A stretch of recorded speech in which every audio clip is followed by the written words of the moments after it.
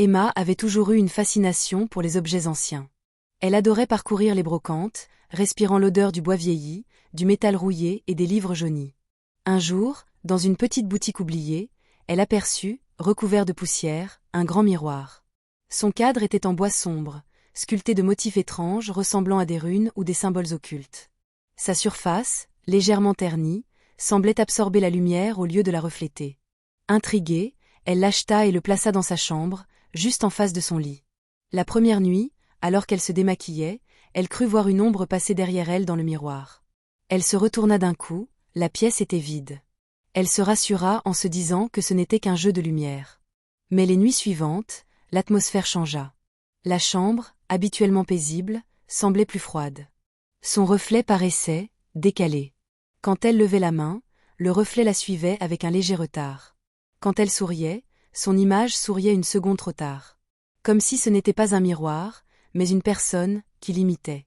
Puis, une nuit, elle vit nettement une silhouette derrière elle.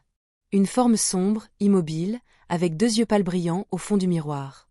Pourtant, quand elle se retourna, la chambre était plongée dans le silence. Prise de panique, elle recouvrit le miroir d'un drap blanc. Mais au lieu d'apaiser la maison, cette décision sembla réveiller quelque chose. Les nuits devinrent cauchemardesques. Elle rêvait d'un souffle glacé sur sa nuque, de doigts invisibles effleurant ses cheveux, et d'un visage difforme qui apparaissait dans ses songes.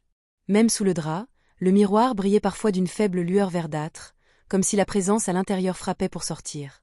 Un soir, n'y tenant plus, Emma arracha le drap. La vision qu'elle eut la pétrifia. Son reflet se tenait droit, la fixant, mais ne reproduisait plus ses gestes. Elle leva la main, le reflet resta immobile. Puis, lentement, il sourit, d'un sourire froid et monstrueux. Derrière lui, la silhouette sombre se rapprocha, sortant peu à peu de l'ombre, ses yeux luisants fixés sur elle. Ce miroir n'était pas un simple objet de décoration. C'était une porte. Et ce qui se trouvait derrière attendait qu'on la traverse. Abonnez-vous et rejoignez notre communauté de curieux, prêts à explorer des récits qui intriguent, effraient et inspirent.